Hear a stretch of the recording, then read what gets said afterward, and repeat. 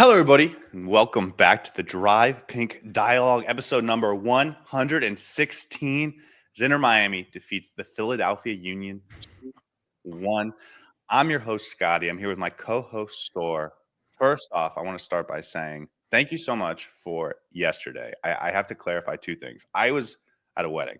I oftentimes, whenever you're not available, joke that you're out saving the world, but it's not really a joke because that is the work you do. And I did listen back and heard you play that back at me. I want to be very clear that when he says it about me, it is a joke. When I say it about him, it is not a joke.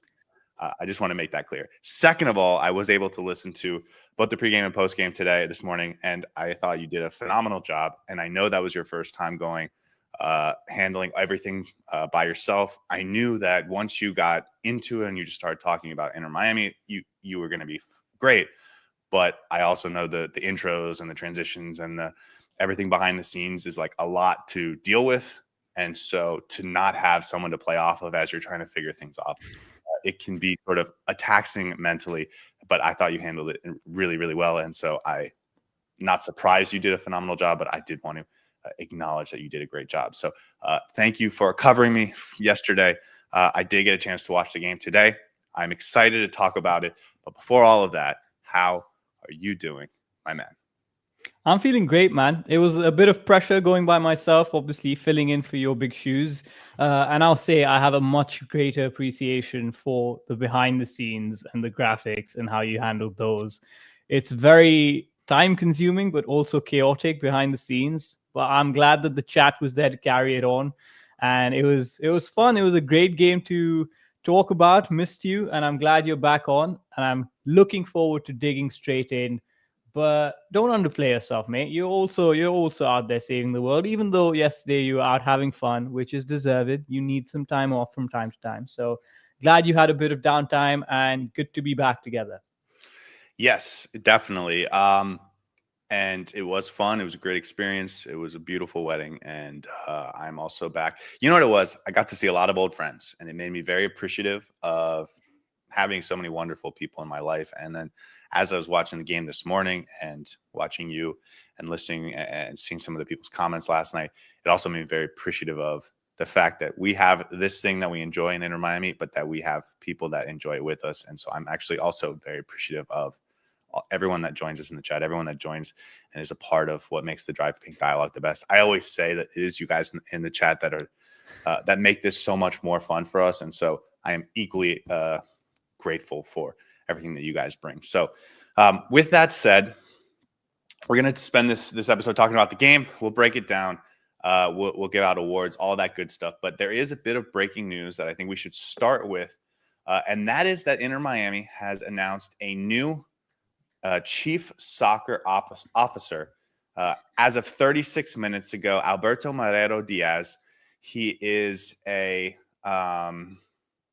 he's going to be the full-time replacement for Raul Sanyehi, who, as you guys may remember, was replaced in his role back in the middle of January, late January. Guillermo Hoyos was working in that role on an interim basis, but they have now officially named Alberto Marrero Diaz the chief soccer officer. He has worked with both Atletico Madrid, and then I think he was the CEO of Atletico San Luis for about a 5 or 6 year period from 2017 to 2022. I do think there's an interesting connection there, and we'll get to that in a second. But just spending 3 minutes looking into him after this news broke while I was preparing for this episode. He's seemingly been in Miami. I think he's on the board for FIU's business school, something like that.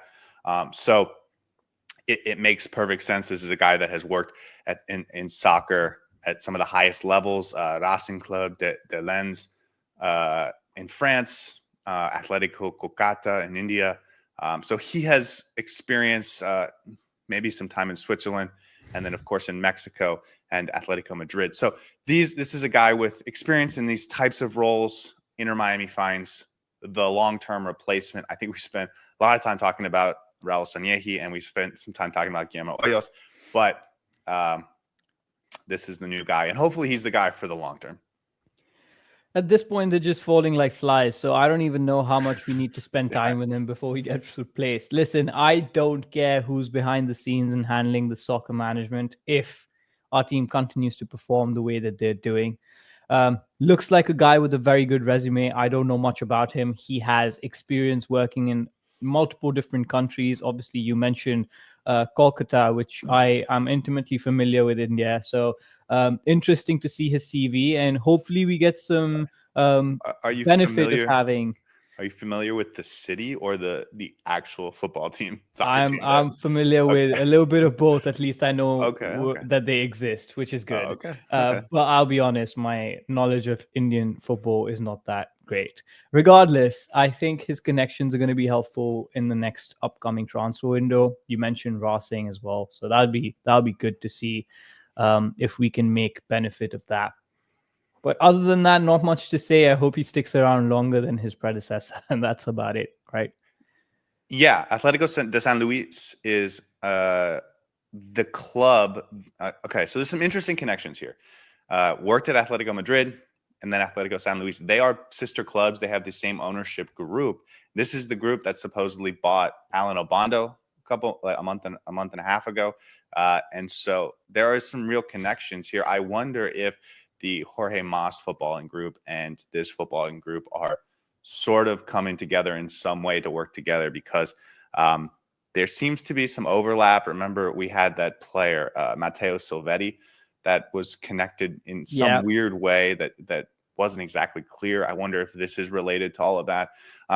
We don't know. This news broke 35 minutes ago, and we weren't prepared to really dive deep on any of this. We're just kind of speculating. But he has been named the new chief soccer officer. We might talk about him more if there is more interesting things to talk about as we do a little bit more research. But until then, that is all for that. I have one other piece of news that I noticed on the Inter Miami roster. Leo Afonso seemingly changed his number to number 22, and I think that means he's a real member of the team.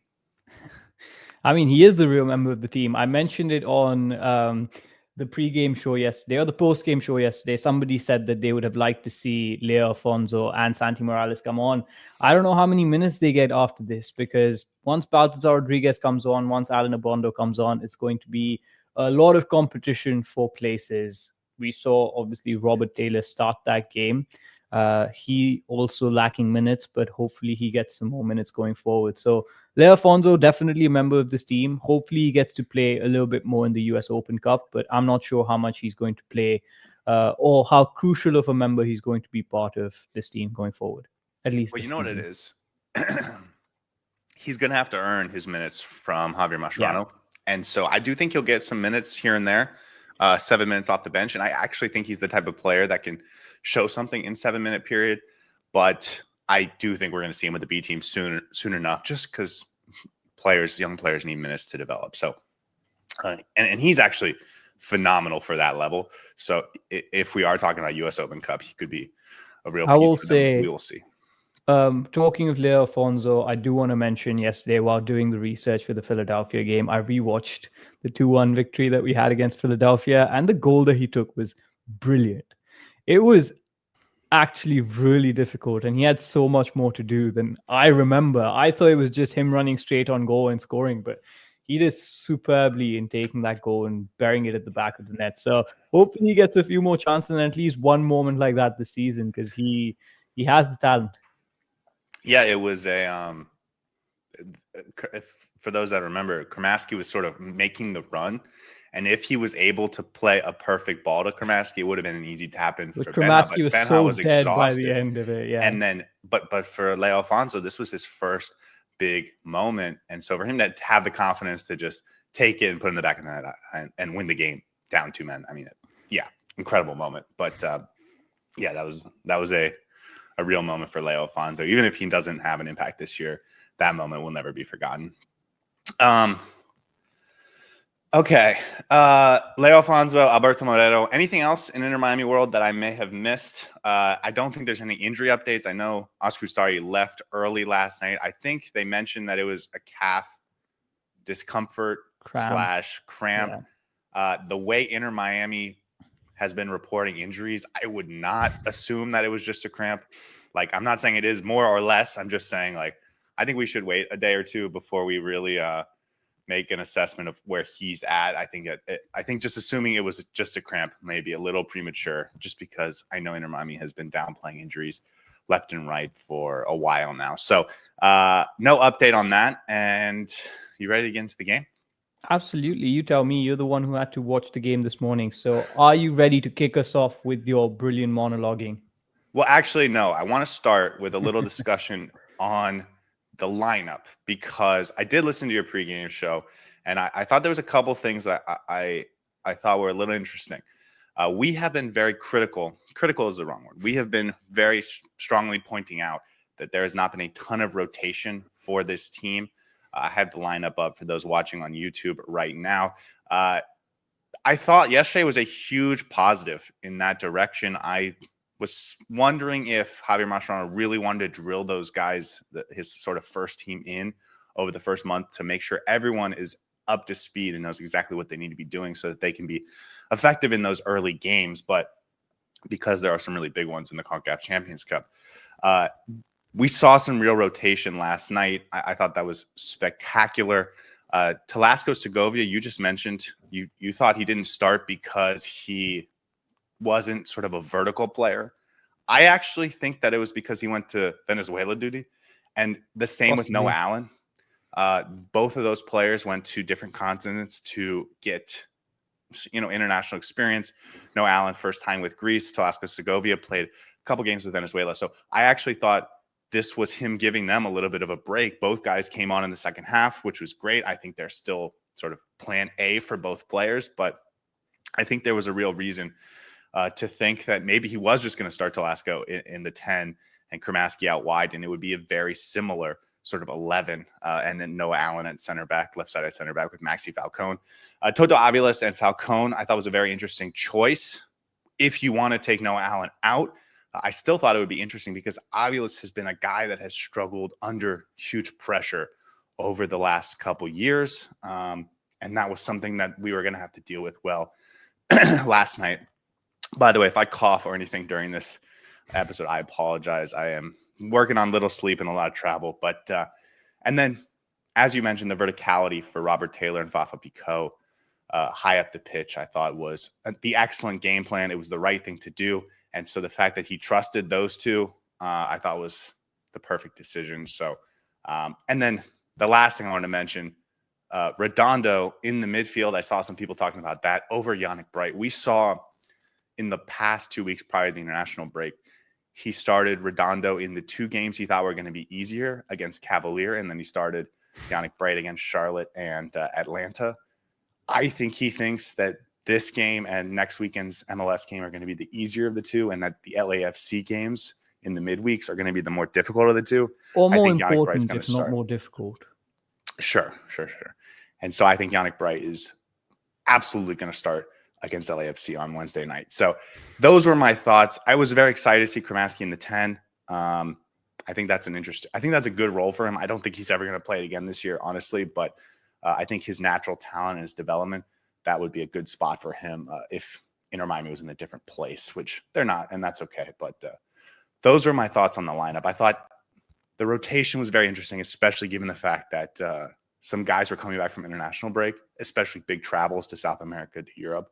And he, being Javier Mascherano, appreciated that, gave them a little bit of a rest. I thought that was really good. Yeah, for me, I think there were two cents for this. One, the rotation, the most that we've seen this season. Probably the most positive sign for me was the fact that some of the big hitters got rest. I agree with you. I thought Noah Allen was rested. Yannick Bright was potentially rested for that LAFC game. When I first saw the lineup, my assumption was that Telasco Segovia was also rested.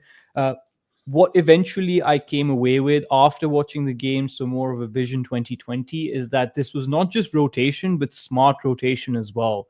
He put in players who would actually be good against the Philadelphia high press and who would help us get a result out. So I was very overall pleased with how the starting 11 shaped up after watching the game. Initially, I was skeptical as to how we're going to shape up because a few question marks. You mentioned Aviles, Cremaschi in that 10 and Redondo in the middle.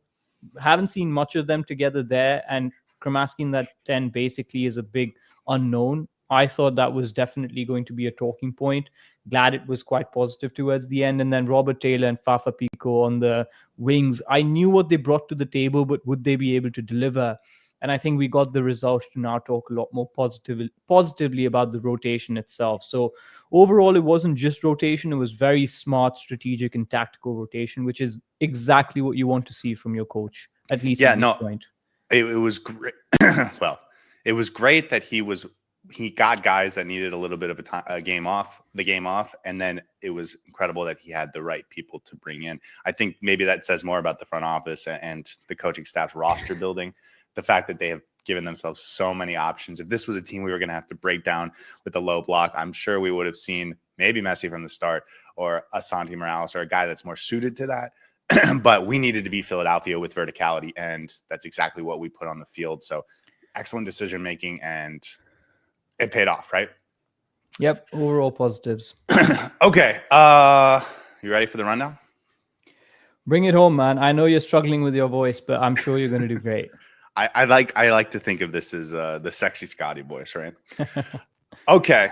Do the boys of brotherly love have their mojo back? The people want to know. And what better way to find out than a trip to the best team in North America? Spoiler alert. Right off the bat, Inter Miami takes control, creating an excellent chance in the 5th minute. Robert Taylor puts it cross into the box. No Tadeo, no problem, because Fafa's got hops too. Off the post, but the message was sent. Inter Miami's going all verts, and it doesn't take long to break through. 23rd minute, Busquets pushes it to Jordi Alba, cross to Cremaschi, squared into Robert Taylor for the tap-in. Safe to say the king of pink is back. But what's a king to a god? As Lionel Messi comes off the bench in the 55th minute, and about 2 touches later puts it in the back of the net on the transition. Suarez goes wide to Messi, who puts a little old boys on new boys crime, crossing up Ian Glavinovic to double the lead. Philly finally came alive late. Daniel Gazdag with a nice touch and finish to put one on the board, but the real chance came in the 83rd minute for Philly. But once again, Ian Frey stands tall, shouting, "You shall not pass." Ustari can't quite stand so tall, leaves the game with a calf problem a few minutes later, which means that it's not just the king, it's not just the god, but it's also the cat. Drake Callender makes his season debut. Final minutes should have been 3 goals and 0 yellows for Miami. Goes the opposite direction, but they've done enough to put the game away 2-1. Undisputed, undefeated. Let's go, Herons. It's good to see that our strategic communications class is at least coming to some use with these sections. Once again, brilliantly done. I thought that was fantastic. I love your reference from king to a god. What can we say, man? Overall, that game it felt easy, but it was definitely a very physical game. It was not a pretty watch by any means. I don't think Inter Miami played beautiful football for large parts of that game. It was a big tussle in the middle, very stop and start, whether that was because of the physicality and how many fouls we were committing, or whether that was because of the refereeing. It just felt very stop, start, piecemeal game where we had to try and create the flow. And Inter Miami was, the one word that comes to mind is efficient. We had 1 chance in the first half. We scored that. We got a second chance. We scored that. And then I don't think Philadelphia had enough. We talked about this offline, but the quality of this Inter Miami team, it's underrated. I don't think how much people realize the quality of this Inter Miami team is above and beyond anything that MLS has to offer, whether it's our first team or now even our second string players. We're just so good that every team needs to put in their 110% to even get a result against us. Philadelphia had some opportunities, don't get me wrong. They had shots on Ustari's goal, didn't necessarily bother him too much, and then tried to throw the kitchen sink at us in the second half, but we just stood tall. You said Ian Frey did not let anyone get through. I thought Aviles, Falcone, Alba, overall, the defensive structure, phenomenal to watch. We keep going, man. The Pinks go marching on and on, undefeated, unbeaten, and long may this continue. The Pinks go marching on.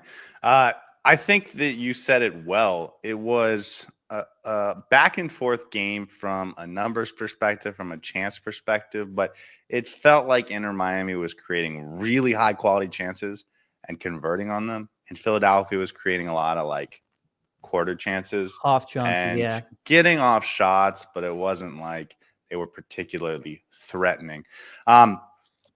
Let's start from the top because you mentioned it, I mentioned it. They decided that verticality was the best way to beat this Philadelphia team. Philadelphia is a high pressing team now under Bradley Carnell. They're going to want to get high. They're going to want to win the ball over in the opposition's half and turn that into instant offense. I thought they did not do that particularly well. Like, I think Inter Miami handled the press spectacularly well. I think it will work on a lot of MLS teams or against a lot of MLS teams, but this team is different. You mentioned it. We have said that this is the best this team is the best MLS team ever. That's like, it can sound like hyperbole, but it's really not.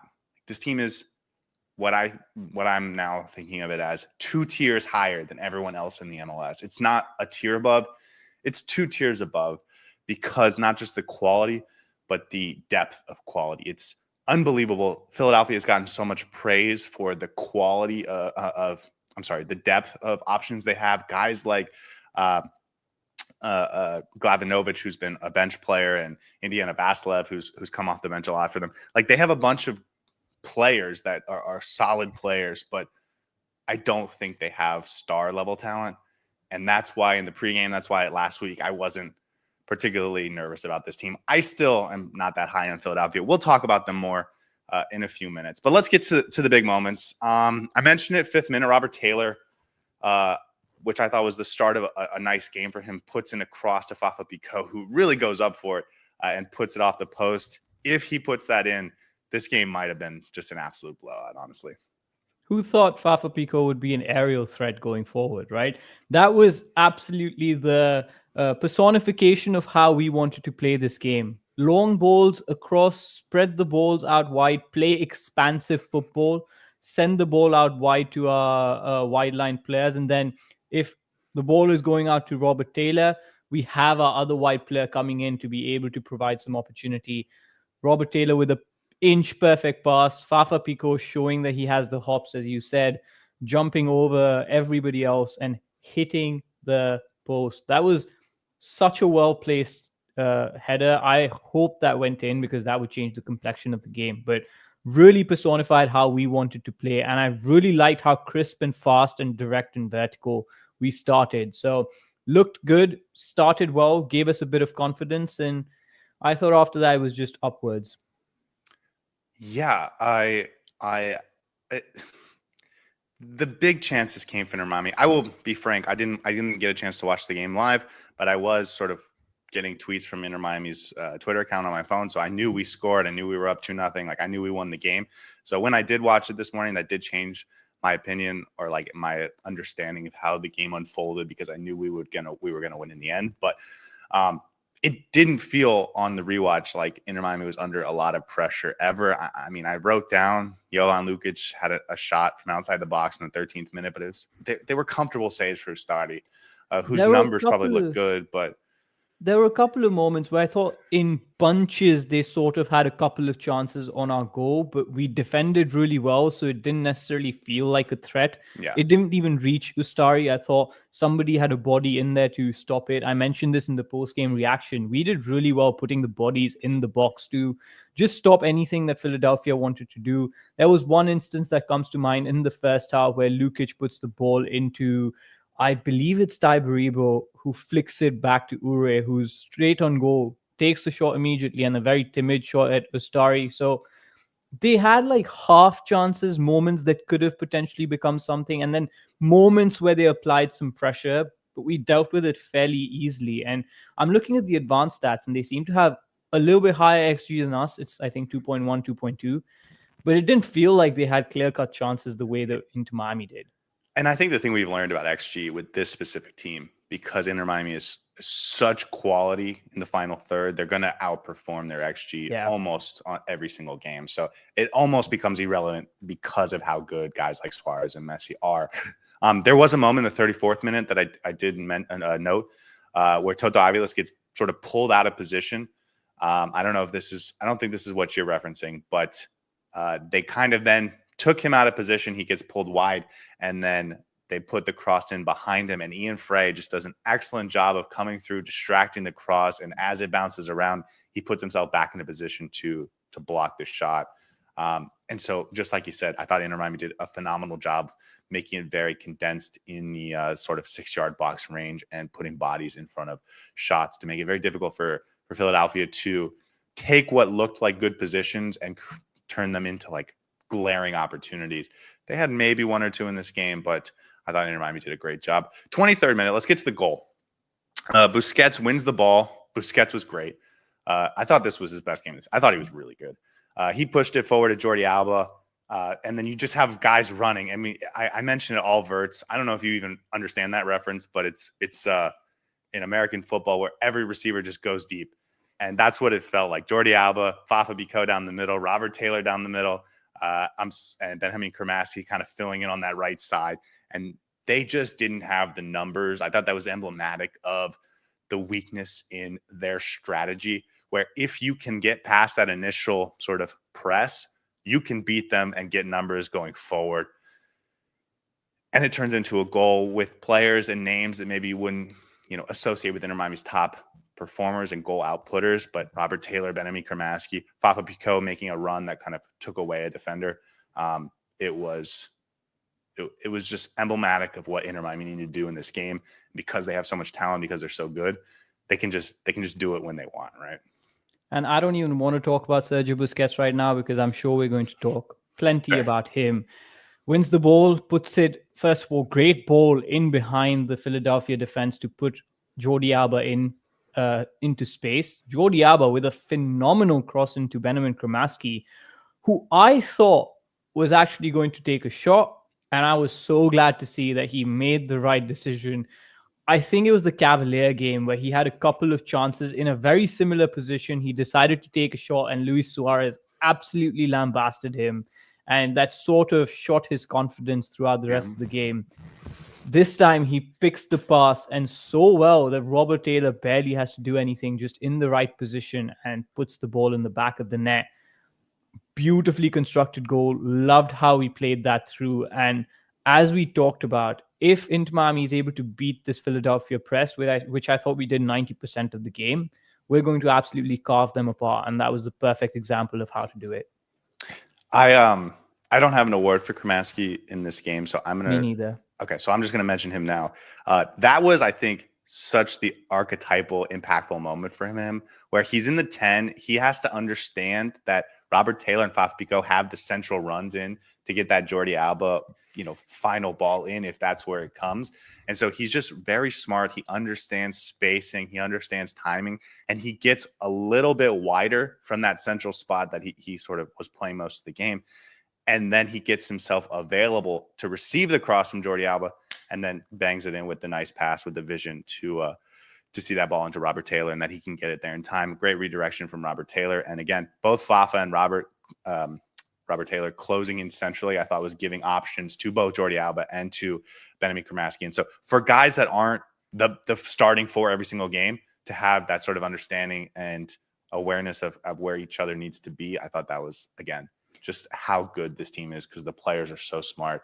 They have the physicality, and this specific lineup had the pace and verticality to get into those positions when they needed to. Yeah, I think before you go ahead with this, and I'm going to forget this point, so I'm going to get it out now.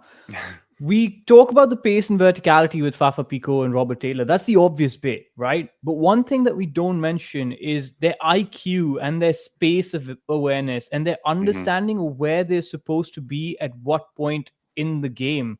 At no point did it felt congested in our final third, because it's very easy for someone like Robert Taylor, who plays left usually, playing on the right-hand side of the pitch, to clog up the spaces. But when Luis Suarez vacated the spot, Robert Taylor took it up centrally. Fafa Bicot was coming in central to give Jordi Alba the space. Never at one point did it feel like Fafa Bicot and Robert Taylor were outrunning each other. I thought the spacing and understanding of where it's supposed to be was phenomenal. And I say that because we saw the Atlanta attack kind of struggle to fit everything together. Yeah. And here you have Inter Miami's second tier players who are essentially bench players doing such a brilliant job of having that chemistry and understanding of where they're supposed to be. Well, and also Robert Taylor, Fafa Biko, veterans, right? I think Robert Taylor's 29, Fafa Biko 33, 34. It's in sharp contrast to a guy like Leo Afonso, who has that same sort of pace and athleticism, but it's the understanding to be able to come in at any point in the game with guys that you haven't had a ton of minutes sort of working off of, and to be able to make those right decisions. Again, it's just part of how great and deep this team is. And again, we could, wax lyrical. We'll say that a lot. Yeah, exactly. So in the interest of staying fresh, let's move on. The second goal, Lionel Messi comes on in the 55th minute. I think it may have been his first touch of the game in the 57th minute. It's very similar. It's you beat the press, you actually sort of win the ball in the midfield, and then you have one-on-one numbers going forward. And when one of your guys is Lionel Messi, when one of your guys is Luis Suarez, they need to outnumber you to be able to defend you well. That's not what Philadelphia had as Pico, Suarez, Messi, sort of 3-on-3 go at Philadelphia. And a great ball by Messi. I mean, that's not a surprise. Suarez making the right decision to go wide first to Fafa and then recycle it back to Messi when he can get a one-on-one opportunity with Glavinovic. I mean, again, it's just smart veteran play to pull some defenders out of the way so that you can create the one-on-one matchup you really want, which is Messi on a young defender. And he wasn't going to miss that. So, again, smart, the game plan, exactly how you want to beat this Philadelphia team. It was just, I mean, it's hard to say more good things about or less good things about it because it's exactly what this game should have looked like. Oftentimes last season we lamented about how wasteful we were with our passing, and yesterday it almost felt like every single pass that we wanted to put out had a purpose to it, and it was coming off, and it was just efficient, right?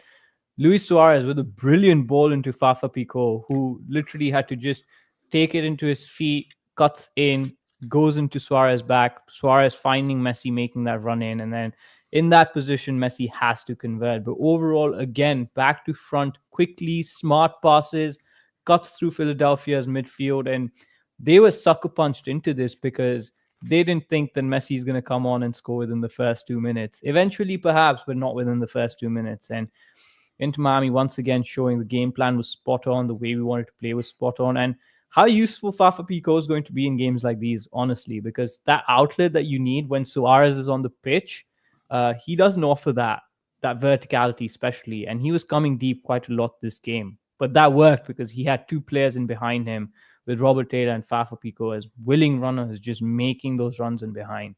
Worked out perfect.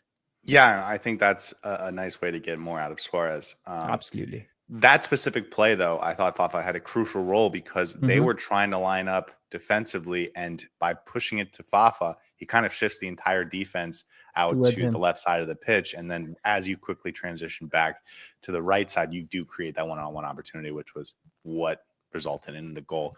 So I didn't watch the game live, as I mentioned. I watched it back after already knowing Inter Miami was going to win 2-1, knowing when the goals were going to come, etc. So there felt like a couple moments in the second half where Inter Miami may have been like Philadelphia put themselves in a position to potentially get a goal. And it never felt nervy to me, but that's because I knew we were going to win. So I guess I defer to you. A couple really good opportunities that I think Inter Miami would have made more of, but I just think Philadelphia doesn't have quite the same talent level. But maybe it did feel in the moment more nervy, more squeaky bum time because it did end up being 2-1. Daniel Gazdag, Quinn Sullivan with a nice cross, Gazdag with a nice takedown on the first touch, and then slams it past Ustari to make it 2-1. And then, there was a couple moments as Philadelphia really pushed for it that could have led to 2-2. Again, I knew it wasn't going to happen, but maybe in the moment it was much more sort of nervy. Is that how it felt? Or did Inter Miami always feel like they had it under control?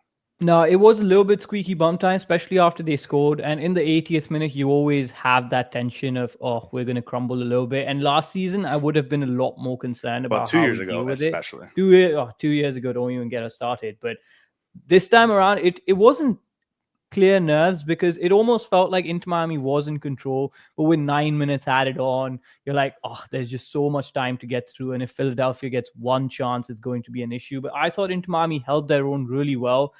Philly, what they did with that goal was they spread out our backline. And throughout that game, what our backline was doing really well was making sure that if someone gets dragged out, somebody else comes in and covers for them. I think in that instant, that didn't necessarily happen, which left space for, I think, Gazdak to take that goal very easily with Fafa Pico back there trying to defend. So it was unfortunate. And after that, it was a little bit nervy, but I never felt like Inter Miami lost complete control where we were getting shot after shot on our goal and the kitchen sink being thrown at us, even though Philadelphia tried to up the tempo a little bit. We also had a couple of opportunities. We had a couple of gaping goal opportunities with Suarez, who didn't necessarily take it in time. So it felt like Inter Miami was going to get it across the line eventually. Yeah, I thought the stoppage time was almost all Inter Miami. Again, 2 or 3 opportunities that could have turned into sort of the sealer. The 83rd minute Ian Frey block, which I mentioned, that actually was the one moment where I was like, oh, that looked like it could have been something. And he's just in the right place at the right time. And he did that early in the game as well with, I believe, off the corner. I will say in the 85th minute, Mascherano was preparing to bring on both Noah Allen and Gonzalo Lujan. So I think he may have thought, okay, we're a little bit on the tired leg side. Let me get some new defenders in to sort of see this game out. So maybe it was just Falcone and Aviles were sort of gassed and they needed an extra body back there. Obviously, Lujan doesn't come in because Ustari gets the calf issue and he has to leave the game. Drake Callender makes his debut. Maybe we'll talk about that more in a little bit. So I'll save on that. But I thought the last 9 minutes of the game, the stoppage time minutes were, Inter Miami could have scored 3 goals. And if I was Taylor Twellman, I would have said they should have scored 5 or 6 goals in this game. But they don't. They get a bunch of yellow cards. We'll talk about that also. But Inter Miami kind of saw it out in the last few minutes, it felt like. Yeah, I feel like this game could have ended on a higher scoreline. 4-2 would have been very reflective of how it played out in Inter Miami's favor for sure. I think towards the end, we became a bit wasteful with our chances, which is understandable. But overall, I think it was a physical game. We had to really go toe-to-toe in terms of putting the tackles in and brute physicality. It wasn't a pretty game by any means. And that can be, obviously, physically and athletically demanding. So it's understandable if some of the players felt a little bit tired towards the end as well. But overall, I thought we were well in control and deserved winners out of that game. Absolutely no... didn't give Philadelphia too much of a sniff throughout that game. So very happy with it, with the way it played out, and we keep our undefeated streak alive. Yeah, okay, let's talk about Philadelphia for a few minutes because a lot of people were hyping up this game. I think a lot of people were hyping up Philadelphia. I got the sense that our pregame chat was talking about how this was going to be sort of a battle and it was going to be sort of 2 of the best teams in the league. And then I watched my own video that I did on Thursday and thought, I think I got it right. I don't think this Philadelphia team's that good. I think they get a lot of credit for having depth, but they don't have difference makers. They don't have dudes. And I will give them, I'll note that Kai Wagner didn't play, and I think he's their set piece specialist. They had a number of set piece opportunities that they didn't make that much of, and they didn't have their set piece takers. So, I'll give them that asterisk, but this team doesn't have star players. And if you think back to what it takes to become a top 2 or 3 team in the conference, you need the Lucho Acostas, you need the Cucho Hernandezes, you need the Denny Buangas, you need the Ruki Pujas and Paintsels and Puigs, Pecks, Gabriel Peck. Like those types of players are what takes good, solid teams and turns them into sort of title contenders, teams that are going to host playoff games. I don't think Philly's that. I really think they might not make the playoffs. And I know that might sound dramatic, but I think they're going to be fighting in that 7 to 11 range at the end of this season. So I'm happy for their start, but I think Inter Miami had 10 points out of their first 6 games 2 years ago, and then they fired their coach 6 weeks later. So I don't know if this Philadelphia team is as good as people are making it out to be. Yeah, I'm not going to go as dramatic. I'll just stick to what yesterday's game was. I was a little bit underwhelmed with what I saw from Philly. I thought they'd bring in a little bit more cutting edge. It didn't feel like a high pressure game against someone like a Columbus or LA Galaxy last season, or Cincinnati, or even Atlanta, for instance. I thought we got more issues against the Atlanta game. Uh, And I think it Atlanta's better. almost felt like, yeah, and I agree with you. And it almost felt like Inter Miami was on cruise control for most parts. We didn't necessarily have to get out of that third gear, and our game plan was spot on, and we had just the right pieces to completely neutralize everything this Philadelphia side had to offer. We talked about the defensive midfield partnership with Jovan Lukic and DJJ, and I thought Lukic was largely missing for the first half, got hooked at 45 minutes. DJJ, I thought, had a very frustrating afternoon, but the main talking point, Ty Baribo, barely got a sniff in front of goal. He's not that good.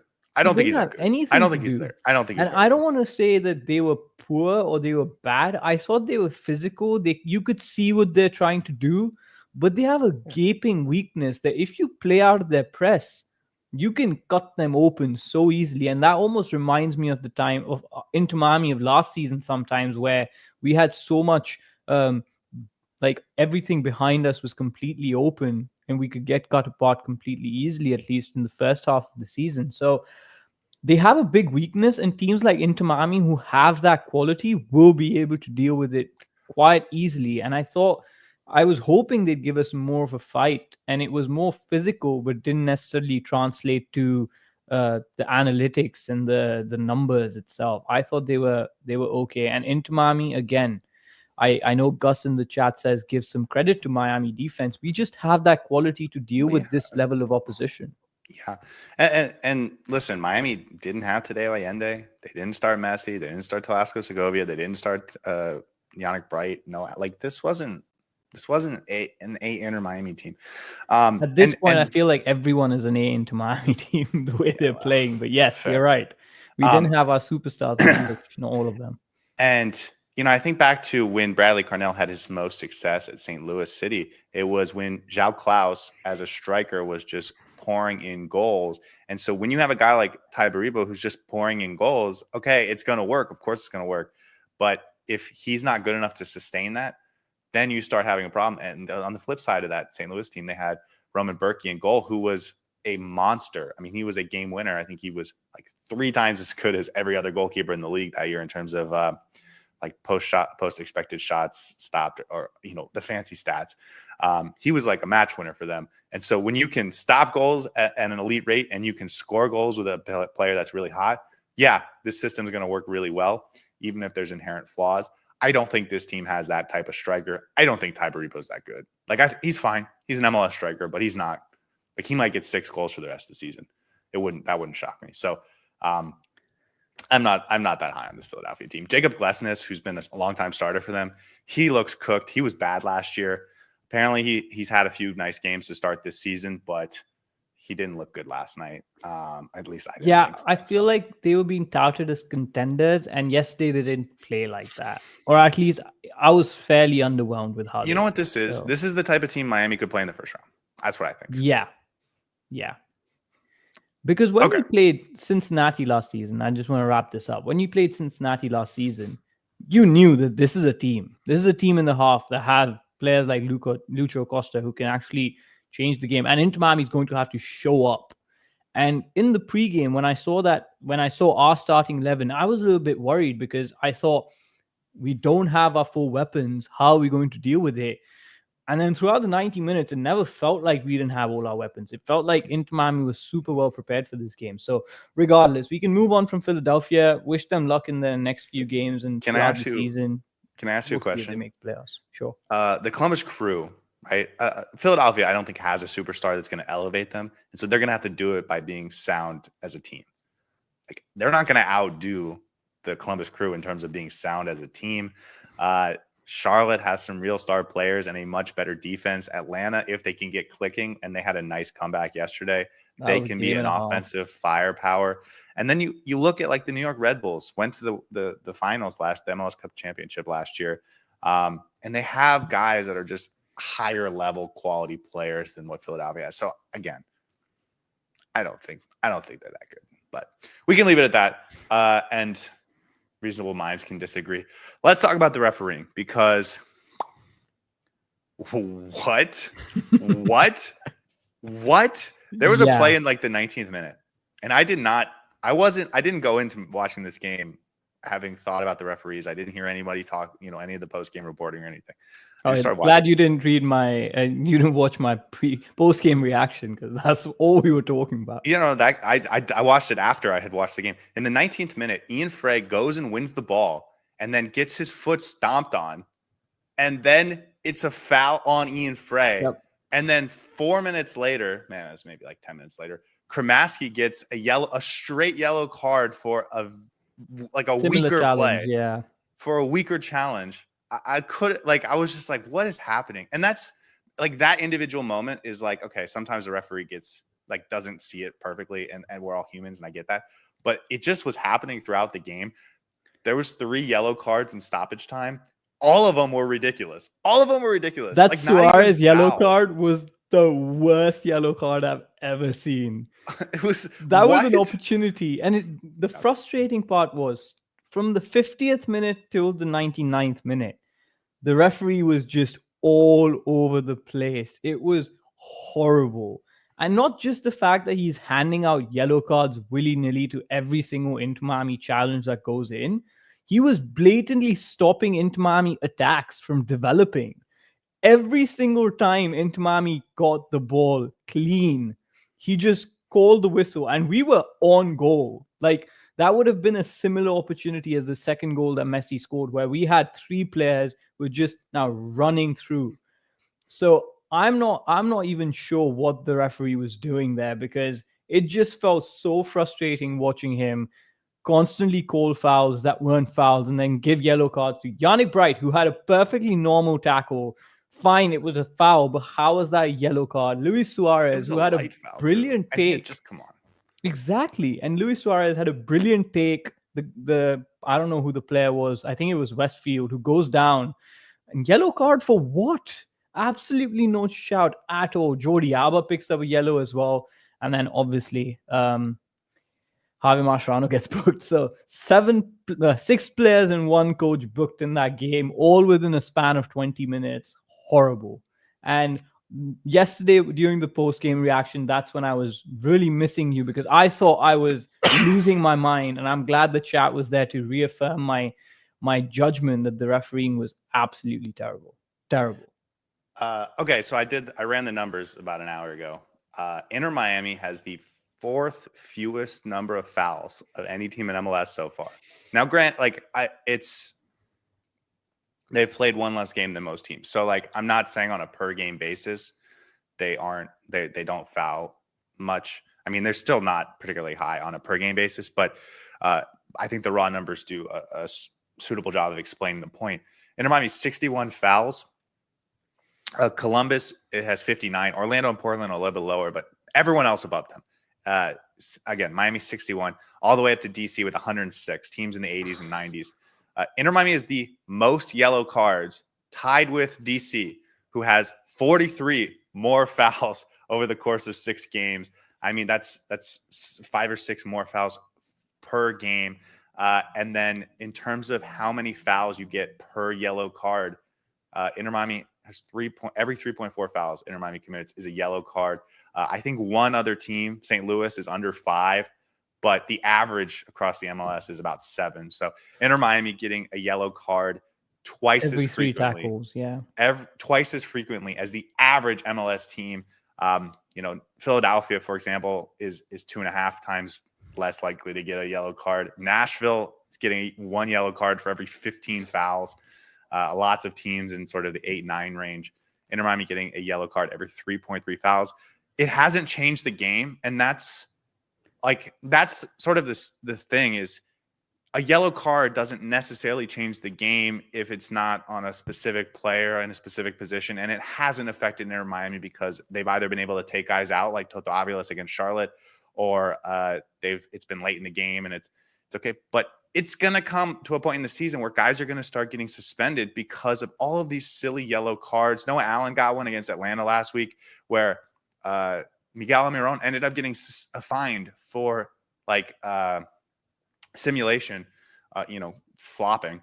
But that yellow card stays. Still on paper, yeah. It's still on paper. And he will lose a game this season because he gets yellow card accumulation. And that is what the real problem is. And so when we get into the second half of the season, listen, I think this Inter Miami teams might put up 80 points this year in the league. But so it might not matter, but this has got to stop. And if you're the referee union, you have to like see this huge outlier and say, okay, guys, let's make sure don't have an unconscious bias here, because this has gotten ridiculous. It really has. And you can look at it in both ways, right? So just by the game from yesterday, you can tell there were instances where it was just absurd how quickly the referee went to his yellow. It was so absurd. And it wasn't both ways either. That was the thing. Exactly. Because sometimes a ref gets yellow card happy. It goes through both teams, exactly. And you can understand that. But the physicality level, Philadelphia was fouling us just as regularly as Inter Miami was. I think the tackle numbers are some 22 to 12 fouls goal, obviously, but tackles 22 to 16, which is fairly close. And it was a generally physical game. And you would expect the referee to understand, okay, both teams are going for it. It's fine if there's a little bit of a nick here or there. But to give those yellow cards, they weren't yellow. There was a lot of non-yellow card fouls. And the second part was like accumulation or whatever. You were calling fouls when Inter Miami clearly had opportunities to create something, and that was really frustrating. And then the larger picture, wrong calls, absolutely wrong calls. That happened to And then the larger picture, obviously, of this is going to be a problem going forward. My biggest concern was Yannick Bright, who's played 20 minutes yesterday, can get a yellow card and potentially get himself suspended for the next game, which would be horrible given the foul wasn't even an actual yellow card. Similarly with Luis Suarez as well. This is going to be a problem going forward, and I hope that referees can get this together, because the numbers don't lie. The statistics are all over the place, and there's something definitely wrong with the refereeing for Inter Miami games. By the way, I want to give a shout out to Daniel Solana, who is on Twitter and stuff, because he was the first one to like sort of look at it in the broader picture of the MLS, and that's where we sort of were tipped off to this and started doing the numbers, keeping track of everything, because like now we've gotten to a point where it's not just it looks weird, it's what's happening, but it's like compared to every other team in the MLS, it is a huge outlier, and that's a big problem. So it's got to be better. It has to be better. Yep. Okay, you want to get to awards? Let's do it. Okay, guys, on this show, every post game, we give out 6 awards: a Heron of the match, a Heron that flew north, and 2 individual awards each. So I went first last game, which means you get to go first this time. Who was Inter Miami's man of the match in this 2-1 victory against the Philadelphia Union? I am very happy to be giving the Heron of the match award to Sergio Busquets. You alluded to this earlier, but the reason we won that game and found that game easy yesterday was because Busquets in that midfield was unpressable. He was everywhere. Obviously, we saw within the first 35 minutes, he had ran about 1.9 miles, which is an underrated stat for him. He ran a lot yesterday, but overall, holistically, his game was phenomenal. Refused to be pressed, kept the ball every single time, made those crucial passes for that first goal, especially into Alba, that led to the goal. His biggest asset yesterday was his tackling. I believe he had some 11 successful tackles. It was brilliant to watch. I really enjoyed what Busquets was doing in that midfield. And honestly, he made it easier for Redondo and Cremaschi around him to make certain mistakes. He was always an option available. He was always in the right position and just stopped so many Philadelphia attacks. Brilliant game for him. Very happy. I'm glad that he played so well yesterday, because we needed him to step up. Yeah, I think you nailed it. Like, we know he's almost impossible to take the ball off of. And when you're playing an opponent like Philadelphia, that is just a weapon. And Philadelphia will have success against teams that aren't Miami because they won't have defensive midfielders with the quality of Busquets. But defensively, I think this is what earned him the man of the match. And I think that's why he deserves it. And I think this is a good award. Everywhere. Like, this was his best defensive performance potentially of his Inter Miami career, but certainly in a long time, certainly of this season. That's not what he's here for, but it's what he used to be at Barcelona 6 years ago, and to see, or 10 years ago, like to see that again. I know it's not going to be a consistent thing, and that's fine. He did exactly what he needed to do on the ball and to help Inter Miami get out of tough situations and transition quickly so that we could get the ball going forward. And he was instrumental in that first goal. But defensively, he was everywhere, and that was really cool to see too. 11 was the number of the day. 11 duels won, 11 passes into the final third, and 11 recoveries. He was just so good. And his heat map is all over. So fantastic performance from him. I agree with you. Probably his best performance of the season so far. And he looked really good. Long may this rejuvenation of Sergio Busquets and this curious case of Benjamin Button continue, because he just seems to be on another level right now. No, yeah. And I think last year we were worried about him at the beginning of the season. He got off to a slow start. This year he's been on point since the first preseason game. And so to see it take another step, I think is pretty exciting. I know we're not going to get that performance consistently, but to see he still has it is awesome. And again, I think Philadelphia could be a team we play in that first round. And so if we have to play them 2, hopefully not 3 games in the playoffs, he is going to unlock them in a way that no one else in the MLS can. So, and there's a lot of teams that could be in that similar sort of position in the table that play a similar style.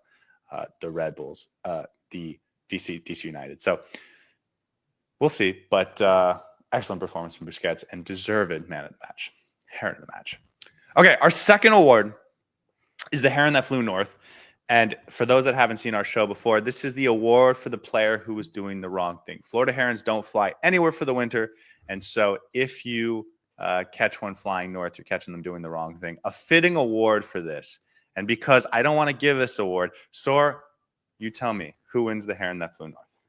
The Heron that flew north award goes to Scotty Grace for not showing up for the pregame show at the right time and instead enjoying a wedding. What's more important, a friend's wedding, a close friend's wedding, or the Drive Pink Dialogue podcast? Poor form. Terrible. In all seriousness, this was very difficult for me to give out. I didn't think there was a poor performance in this game. So then I just looked at the one goal we did give up, and I thought Ian Frey was probably the most responsible for it. But I thought Ian Frey had so many good moments throughout this game that I felt it was wrong to give it to him. And so I ended up giving it to Maxi Falcone, who I thought had a fine game.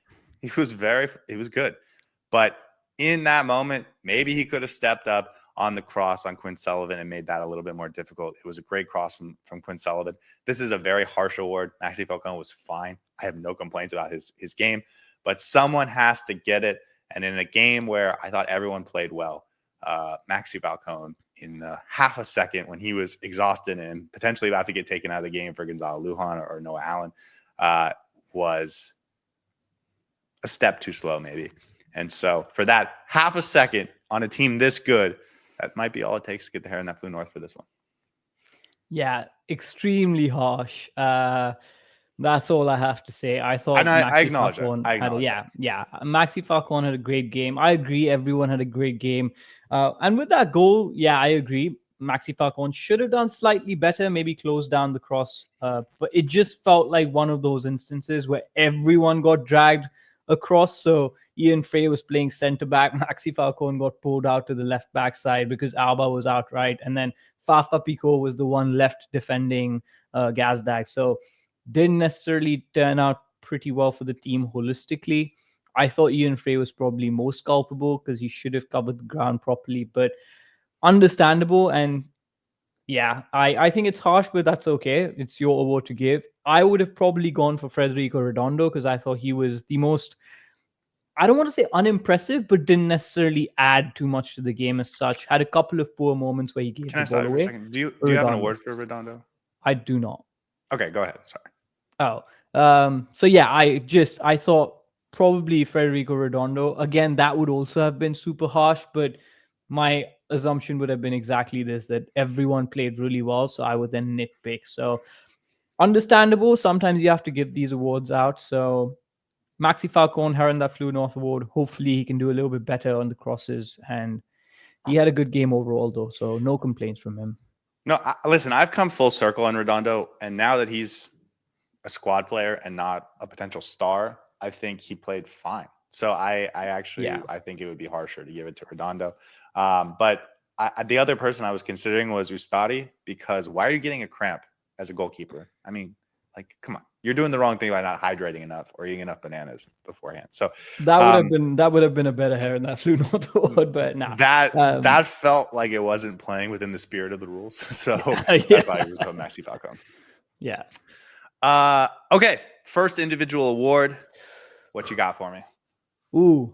I'll be honest, my awards this time around, I'm not sure if I'm happy with them, but we have to give them out. So this was probably the least creative I could get. I'm gonna go with the Minute Maid Fresca award.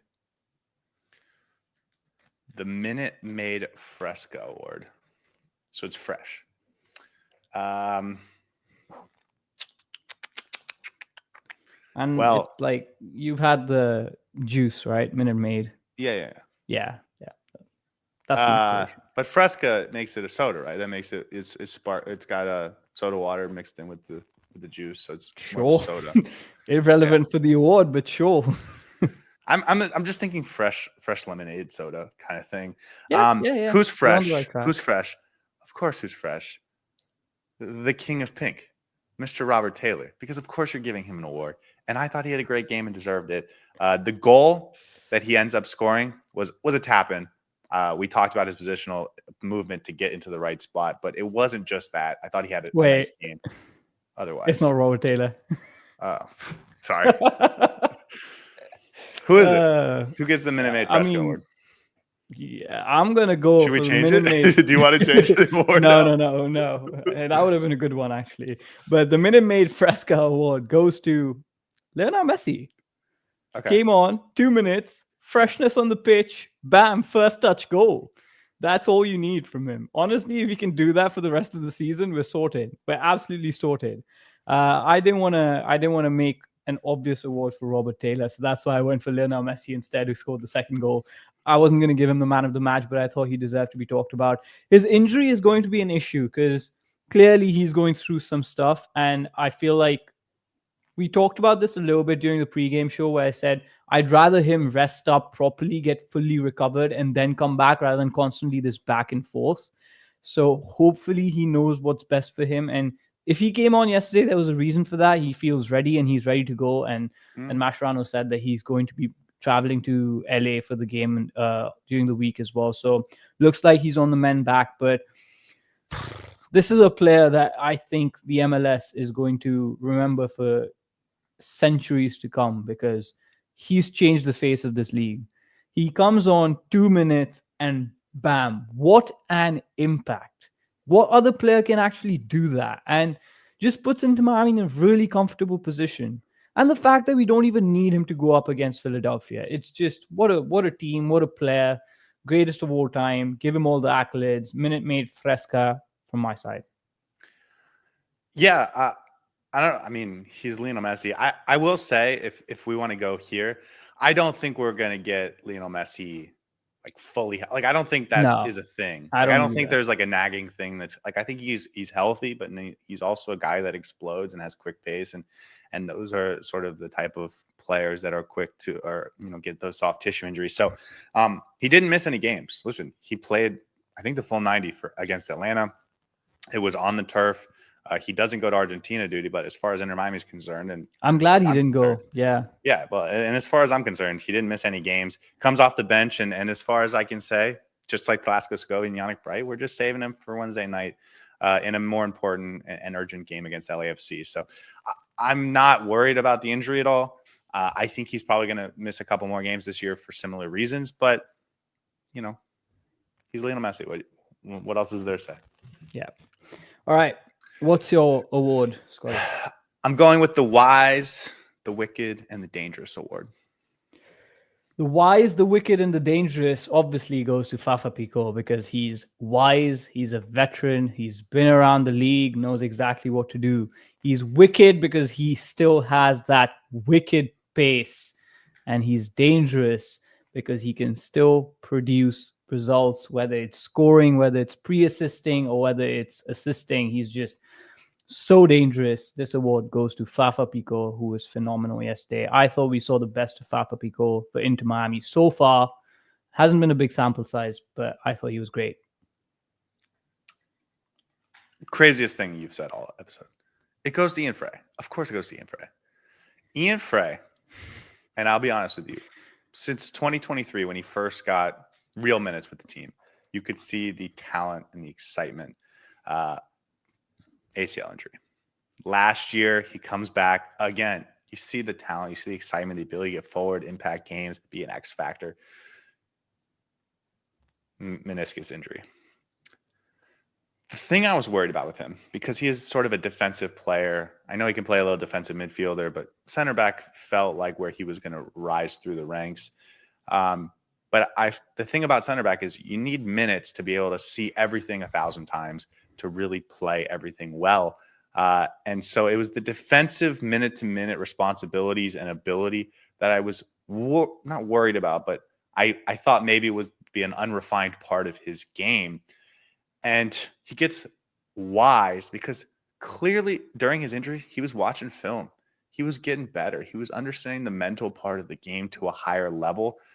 This is a player that got better despite the fact that he couldn't play or be on the field or train. Obviously, he's wicked good, and obviously he's very dangerous going into the opposition half. But it's the wisdom part of his game, the ability to understand where to be. And he had two, I thought, goal-saving blocks in this game, both in the 34th minute and the 83rd minute. The first one I thought was particularly impressive because it was Toto Avila's getting pulled out of position and him just filling in seamlessly, disrupts the cross and then is in the right position to make a block on a challenge on goal. And then the 83rd minute, I mean, just completely saved a goal, which would have tied the game. I mean, Inter Miami might and not he get was 3 so points if he's not there. nonchalant about it. He just blocked it and he just puts his hand out like it's nothing. I'm like, wow, that's some swag. Ian Frey, the wise, the wicked, and the dangerous. Completely agree, man. He would have been my Heron That Flew North award if Busquets wasn't that. Sorry, Heron That Flew North. Sorry. He would have been my Heron of the Match award if Busquets hadn't had that amazing game. I thought he was brilliant yesterday. There were a couple of instances where you could just see the silkiness of him on the ball. And I mentioned in the pregame show, having Ian Frey, who's extremely press resistant actually and really good on the ball, is exactly why Inter Miami needs him in that right back spot. Yes, he has a few wayward passes from time to time, but that's understandable. But yesterday, he just showed exactly why he's such an asset in that right back role. So confident on the ball, absolutely unbothered by players coming at him, just carries the ball easily, makes the right decisions. That's why I think you call him wise. Wicked because he plays with this sense of panache and style, and then dangerous because he's so good. He saves the difficult goals coming through. He's becoming better defensively as well, I think, over time. But now he's becoming a player. He's not just a prospect anymore. He's getting the minutes and he's becoming a professional football player.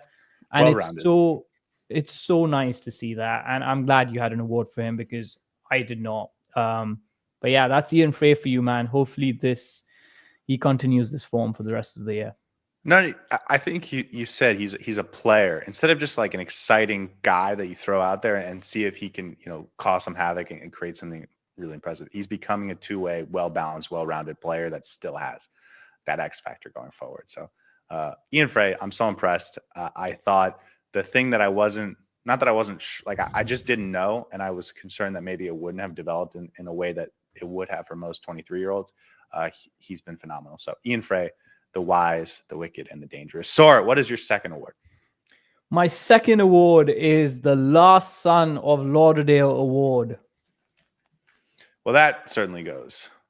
Oh, Because that sounds like a Fafa Picault award, but I can't imagine you not giving Robert Taylor an award. I'm going to guess Robert Taylor. Absolutely right. He's back, baby. We have a Robert Taylor resurgence. The resurrection is alive. The fan club is alive. I'm so glad he got that goal. Nobody needed that ball to shake the back of the net like Robert Taylor. And he was there in the right spot.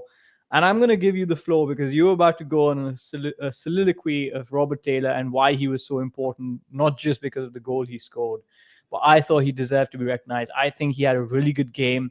And I understand Tadeo Allende is ahead in the pecking order, but if Allende is not available, the fact that we have two players like Fafa Pico and Robert Taylor available to make just as much of an impact is just brilliant. What depth in that wing space, right? What depth. He's the wingeriest of all the wingers, aside from Messi. Like Talasco Segovia is like a midfielder playing on the wing. Fafa Pico is a verticality specialist.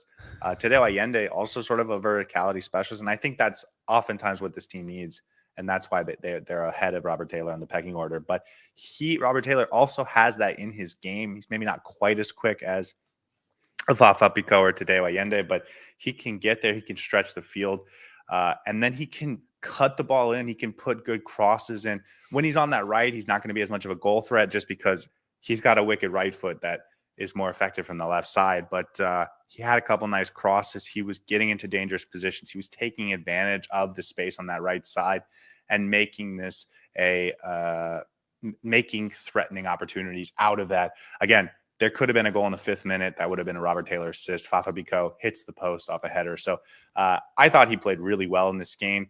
I don't think this changes anything about his standing in the team.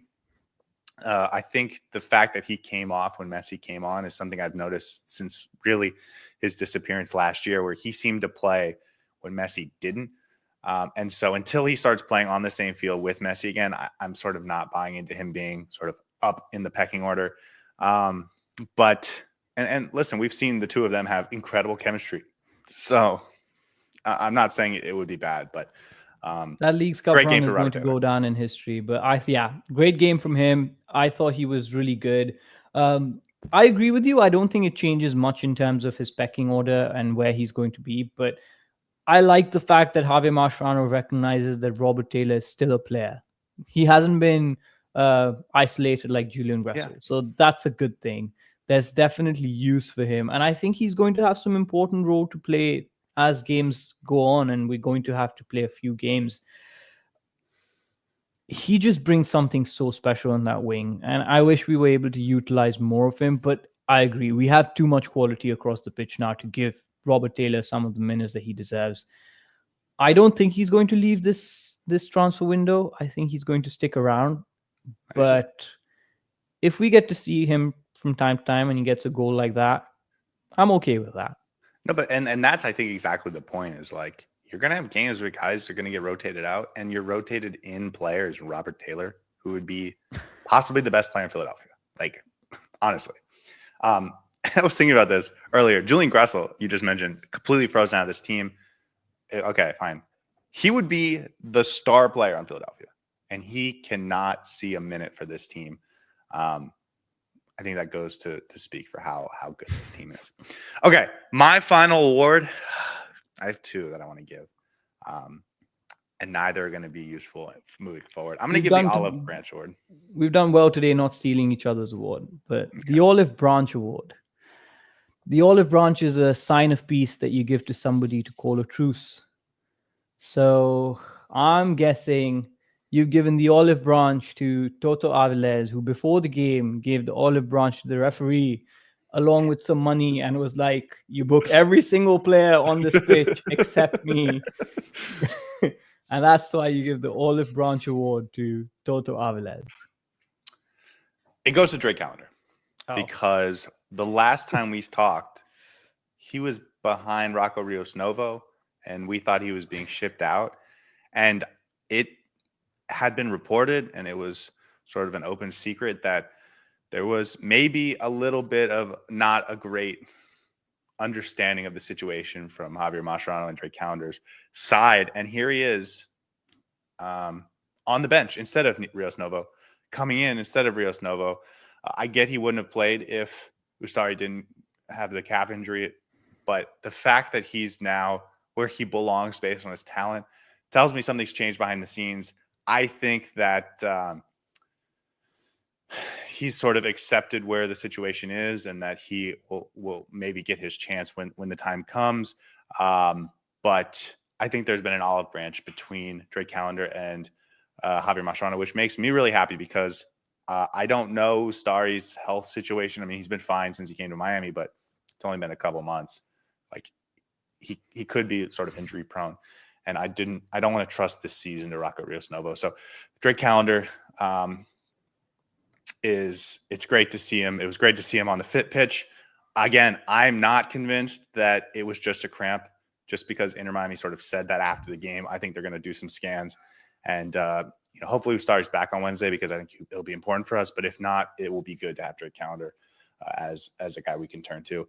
And the last time we talked about him, we thought he was going to be traded by now. So like, it's weird, man. Inter Miami's keeping us on our toes with these player situations, but I was thinking to myself when Oscar Ustari got injured, and I was like, oof, thank God we have Drake Calendar on that bench, because again, just like Julian Grasso, he would be the star player on any other team, and having him come off the bench to replace Ustari is a big plus, especially with, I think he's better than Rios Novo. Let's just put it that way.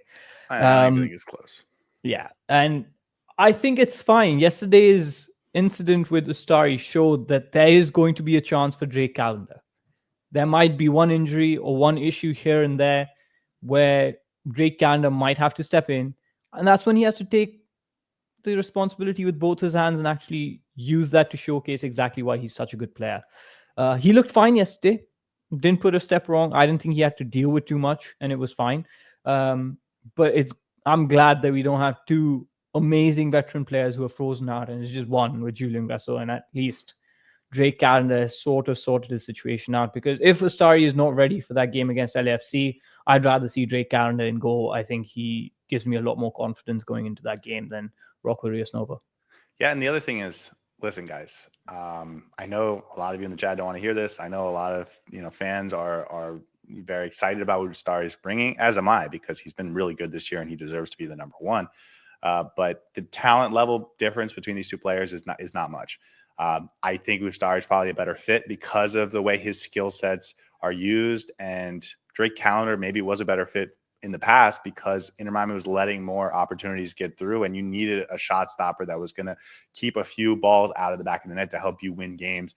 In those moments, Ustari does it in a very different way and doesn't have that sort of elite level skill. So they are different players, and I think Ustari is a better fit, and he's played well and deserves to be the number one. But that's still going to be a thing.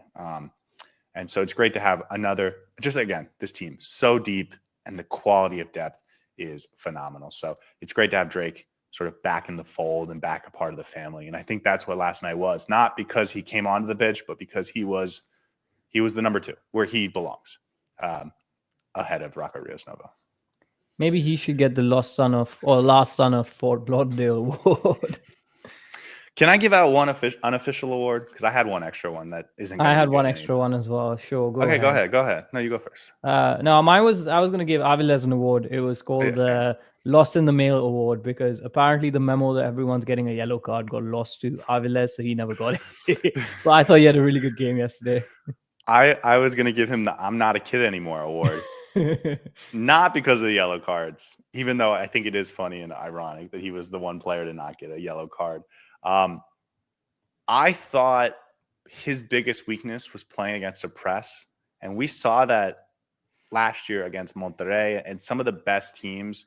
When they really came after him, he was the weak point on that back line, and that's what I was a little nervous about yesterday. I thought Mascherano would go with Maxi Falcone and a Noah Allen, or maybe even a Gonzalo Lujan, just because they're a little more ball secure in the back, and that was probably the best way Philadelphia was going to score against us. He goes with Toto Aviles, who I think probably deserves the start if Noah Allen's, you want to rest him because of his international trip. And he handled it. And so if he's developing again, we always talk about him developing, but this was another part of his game that I thought was a weakness and could have been challenged last night, and he was absolutely fine. So I thought I wanted to give him a shout out for that, and he played well otherwise too. Yeah, and I'll go far to say this: if he cuts out those yellow cards and red cards and some disciplinary issues on the pitch, he's probably right up there with Noah Allen as one of the most consistent performers for this team. Like he's underratedly good. Like he just goes about his day doing his defensive duties, and he's just so good. And he didn't put a single foot wrong yesterday. Even when everyone around him was losing heads, getting their yellow cards in, he stayed calm, composed, and I thought he did fantastic yesterday and needed to be recognized with an award. So glad we get to talk about him. But overall, a fantastic performance, and good to see that Javier Mascherano recognizes that there's a player here. And maybe the good thing is that we don't really know who's better or up the pecking order. Noah Allen, Toto Aviles, Maxi Falcone. They're all just playing really well, and it's really nice to have 3-4 consistently fantastic defenders on the pitch. Only a season after when we were struggling to actually put together an actual coherent backline. So we've come a long way as a team when it comes to our defensive options. Yeah, a couple other players. Luis Suarez, again, I thought he was good, man. I thought he was really good. I guess he did get an assist on Messi's goal, but like he played really well. And I think this style served Suarez really well because he had two runners in behind him, which gave us a lot of options of verticality. So good game from him. Yeah, Fafa Picault probably worthy of an award in this game.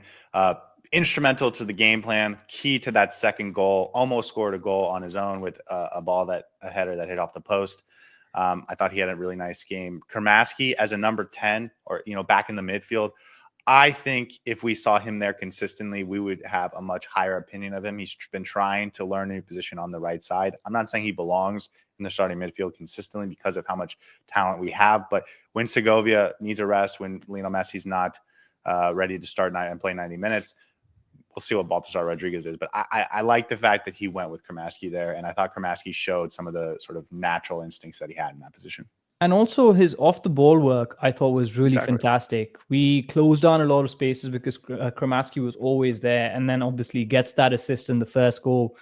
Very intelligent, smart option, and smart decision-making. So pleased for him to get involved in the goals, assists, and I thought he had a really good game overall.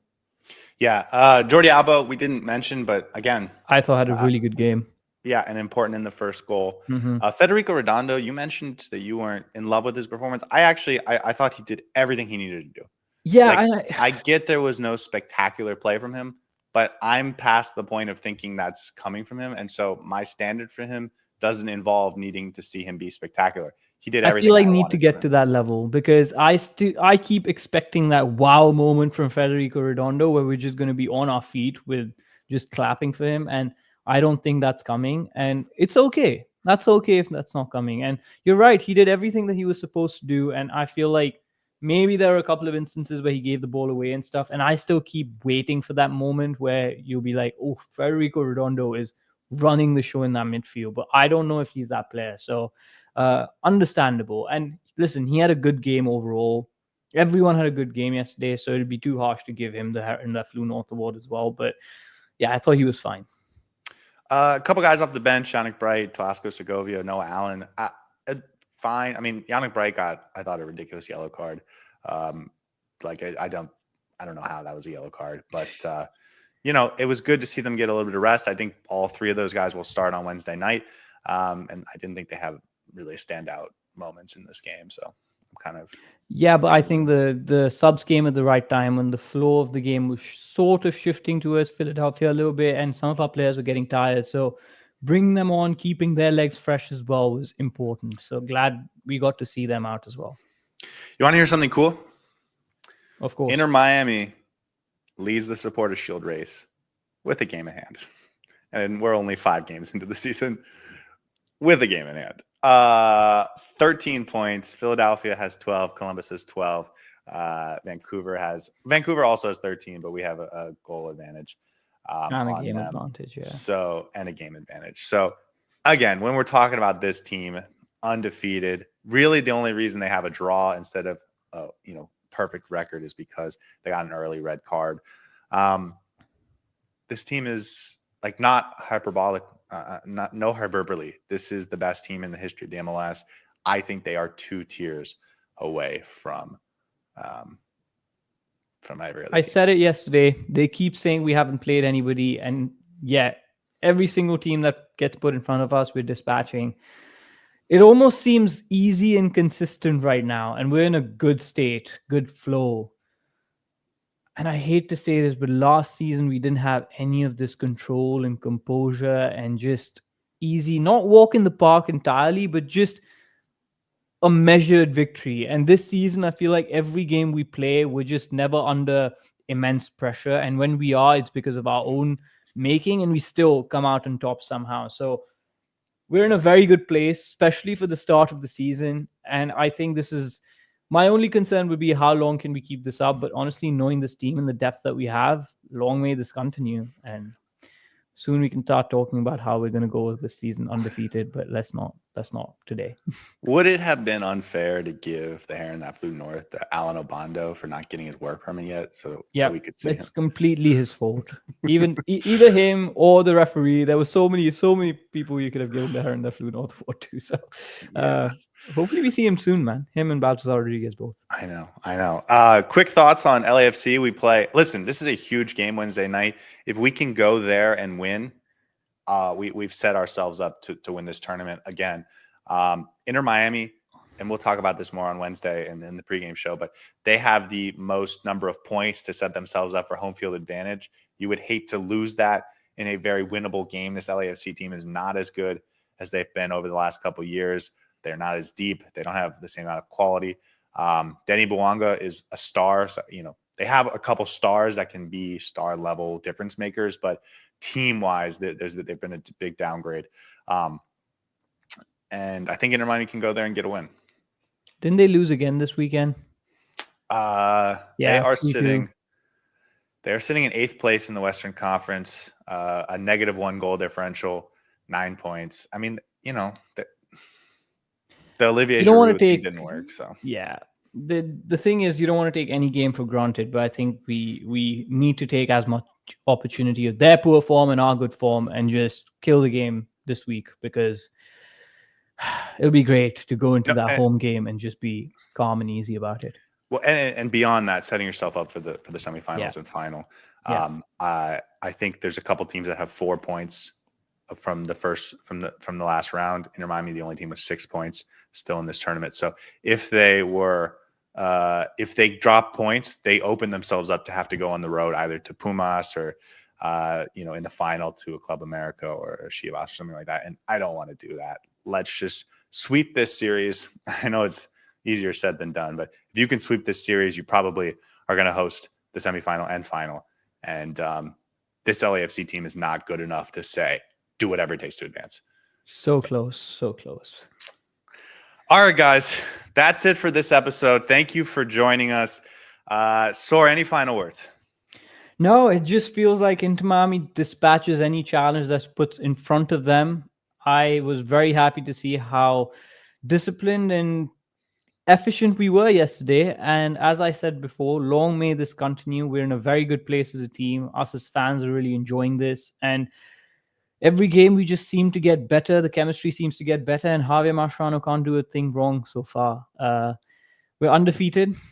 We haven't lost a game yet. And I don't think there's any team out there that can beat us except Inter Miami ourselves. So hopefully we get our heads together against LAFC and get that result, because CONCACAF Champions Cup, I can almost smell it. Let's go, man. I'm waiting for that Hollywood adventure. All right, guys, just a reminder, that game is a late night game. It starts at 11:30 Eastern. We will be there 1 hour before for the pregame show, and then I think Saur might have to fall asleep because he's got important things to do on Thursday. But we will do the full game breakdown. We'll do the instant reaction. We'll do everything we always do, because we love spending time with you. And hopefully we're talking about the Herons in a very positive way. Other than that, thank you for joining us. Thank you for getting in the chat. As always, you guys are the best part. And I meant what I said at the beginning. I'm so grateful to have this sort of community and this opportunity to talk about Inter Miami in such an interesting and fun way. So I really do appreciate you guys. Other than that, have a wonderful night. We'll see you guys next time. Hey everybody, thanks for tuning in. Do us a favor and hit that like and subscribe button. Since our first viewer, sharing this with you all has been the very best part. So from the beginning until the end, thank you for being a part of this and have a wonderful day.